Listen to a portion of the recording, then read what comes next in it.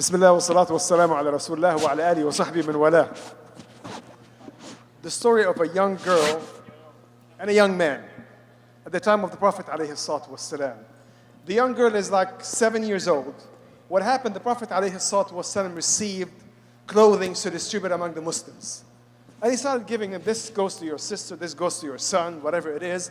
And he ended up with one piece that was different. It was a dress, a small dress, very colorful. And the Prophet said, who should we give this one to? You know, if the Prophet has just giving it to anybody, it would have been just another piece of clothing. But when the Prophet says, who should we give this one to? It means whoever gets it is going to be a badge of honor. And the Prophet asked, where is Khalid? Khalid was a young 7 years old. Nickname was Khalid. And they went to her father, and they said to him, the Prophet wants your daughter. So the father proudly grabbed his daughter and rushed to where the Prophet is. And the Prophet grabbed Khalid, and he showed her the dress. Do you like this? And he put it on her himself with his blessed hand. And he said to her, Abli wa akhliqi ya Khalid. Means may you live long and wear a lot of clothing.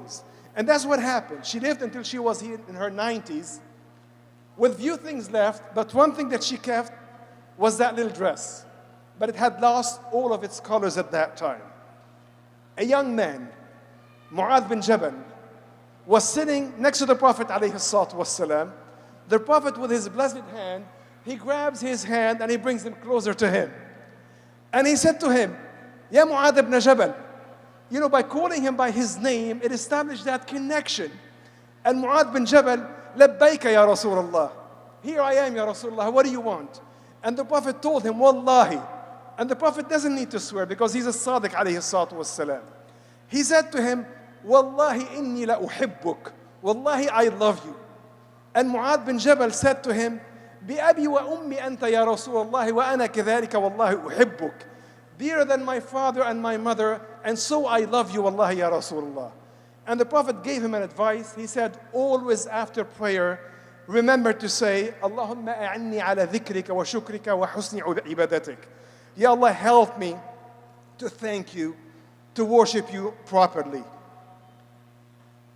Now the Prophet ﷺ connected with these two companions. If the Prophet was among us, would he connect with you? Would he choose you? Now the Prophet ﷺ, probably he would, because the Prophet never left anybody out. ﷺ. You know, if it wasn't for this story, we wouldn't even know about Khalid. The Prophet ﷺ never left anybody out, and once he was sitting among his companions, and he said, I miss my brothers. So the companion said, here we are, Ya Rasulullah, we're here. And the Prophet said, no, you're my companions, you're not my brothers. My brothers are those that would come later, believing in me without seeing me. That's us. And he sent his salam to us. So the Prophet never left anybody out. If you were to meet him, what would you ask him? What kind of a problem would you present to him? What kind of an advice would you ask him for? And would you fear that he might judge you? Of course not. I would open up as much as I could. I would tell him everything. And then, if he did give you an answer, would you question that? If he gave you an answer to your problem, would you question that? Or would you take it as it is? But you know, this is not too hypothetical, actually, because we do have his guidance in our hands. We do have his answers in our hands, but sometimes we do question it. You know, the Prophet ﷺ, he used to start his khutbah by saying, the best of the words is the book of Allah, and the best of the guidance is the guidance of the Prophet ﷺ. The theme of this conference is steadfastness and perseverance. If you want that, the Prophet showed us the way. This is the best way. This is where safety is. And the real work starts after the convention. We got some knowledge in here. What am I going to do with it? Am I going to keep connecting with the Prophet ﷺ, or is it just once in a year? Would I always actually keep my heart connected to the love of the Prophet ﷺ, that of Allah subhanahu wa ta'ala? This is the safety. That is the safety. We don't have to reinvent something that's already existent in its best way. We ask Allah subhanahu wa ta'ala to keep us firm on His path and to give us steadfastness in this life and the hereafter. Jazakumullah khair, walhamdulillah rabbil alamin.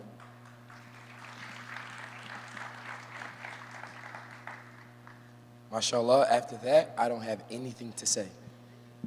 Only thing I want to say is do what he said.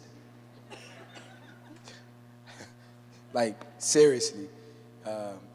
Yeah, do what he said. And yeah, Allahumma inni ala dhikrika wa shukrika wa husni ibadatik. Oh Allah, we beg you, Ya Allah, to give us excellent worship, to increase us in thankfulness and remembrance of you. Ameen. Ameen, Ya Rabbal Alamin. Bismillah ar-Rahman ar-Rahim.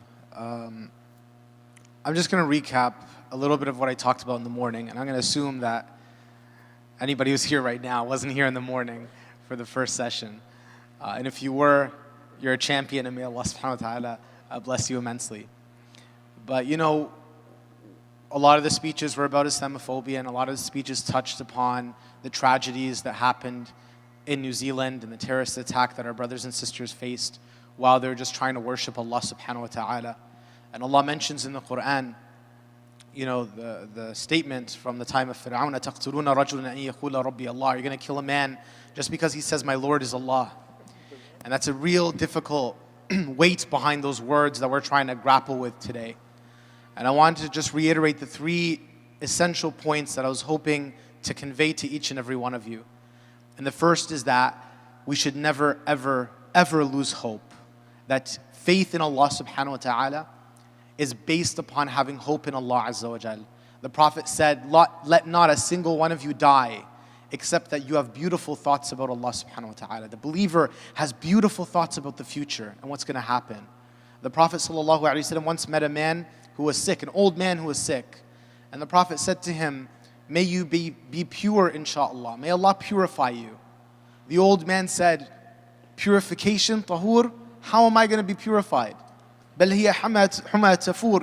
this is a bubbling fever. And I'm an old man, and this is going to send me to the grave. The man had the most pessimistic outlook anybody could ever have. And the Prophet ﷺ, you know what he said to him? He said, إِذَن فَنِعْمْ. He said, in that case, then yes. Meaning, if you decide to be pessimistic, if you decide to believe that the worst things are going to happen, then the worst things are going to happen.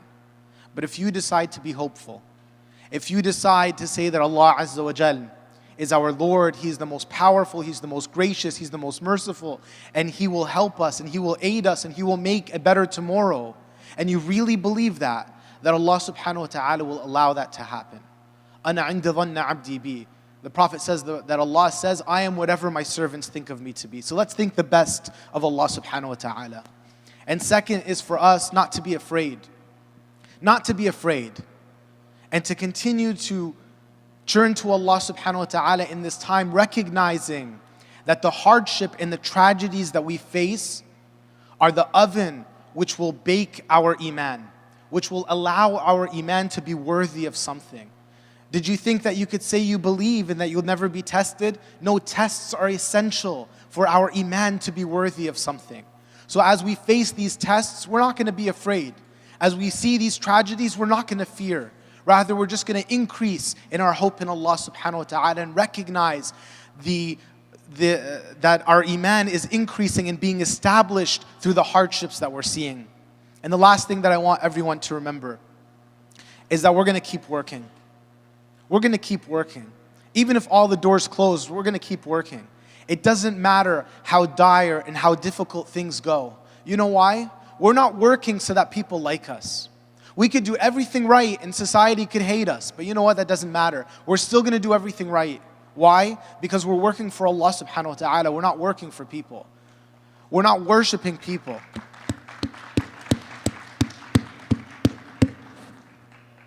And part of that, you know, the Prophet ﷺ gives you the powerful parable. He said, if any of you are planting a seed and Yawm al-Qiyamah starts in front of you, imagine the skies are being torn and the mountains are turning into dust and you're planting a seed in the ground. I mean, that seed is never going to turn into a plant. It's never going to grow. It's never going to give fruits.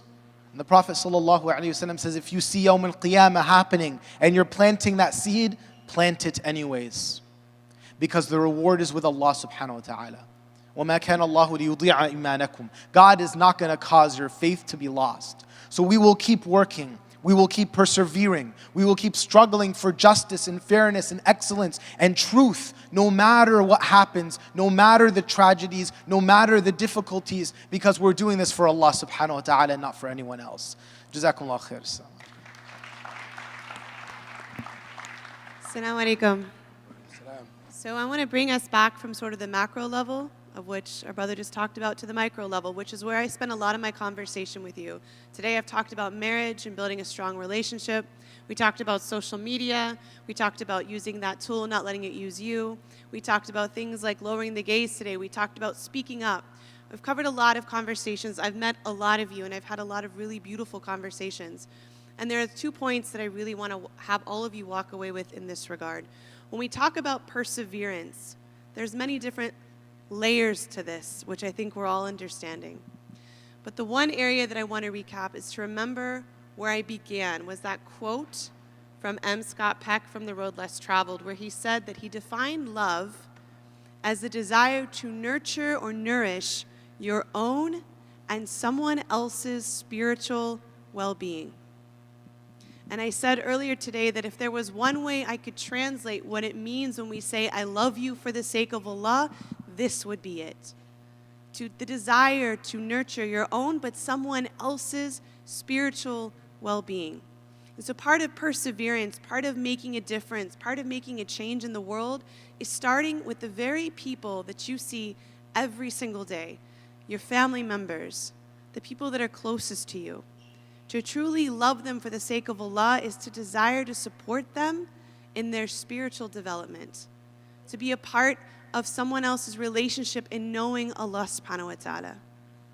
And so love, if that isn't something the world needs more of, that is a place we have to persevere, starting with ourselves, going into our homes, and from our homes, then we extend to the community, and the community touches the world.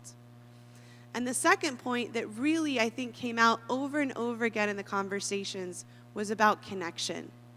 For all of us to remember that we are responsible for our time and we are accountable for it. And so we had so many conversations about social media and the world and what's going on and the influences. What can we do differently? And the most important thing you can do in this regard is to take back your time, to take back your own narrative, to set your own goals. Because I want to remind everyone that Allah subhanahu wa ta'ala created all of you for a very specific reason. He created you with purpose. He knows your name. You matter to Him. So like he just said, even if everyone in the world thought you were crazy, people didn't approve of you, you matter to Allah. You matter to Him. You're created for Him. And so as you persevere, the most important place with love is to begin between you and your Lord, to know Him, because you matter. And I repeat that over and over because in every place I go, I hear the heartbreak stories. And we are only as strong, as they say, as our weakest link.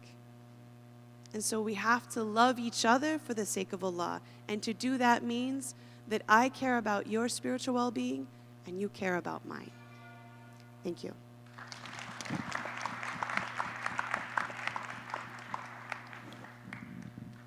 think that's like a wrap, right? We bring up Brother Ilyas to sing again?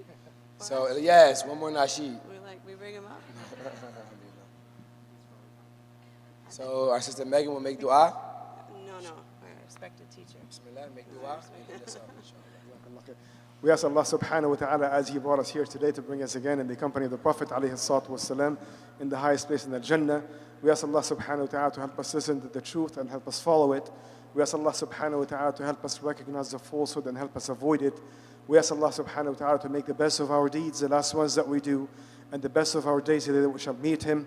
سبحانك اللهم وبحمدك نشهد أن لا إله إلا أنت نستغفرك ونتوب إليك أعوذ بالله من الشيطان الرجيم بسم الله الرحمن الرحيم والعصر إن الإنسان لفي خسر إلا الذين آمنوا وعملوا الصالحات وتواصوا بالحق وتواصوا بالصبر جزاكم الله خير والسلام عليكم ورحمة الله وبركاته.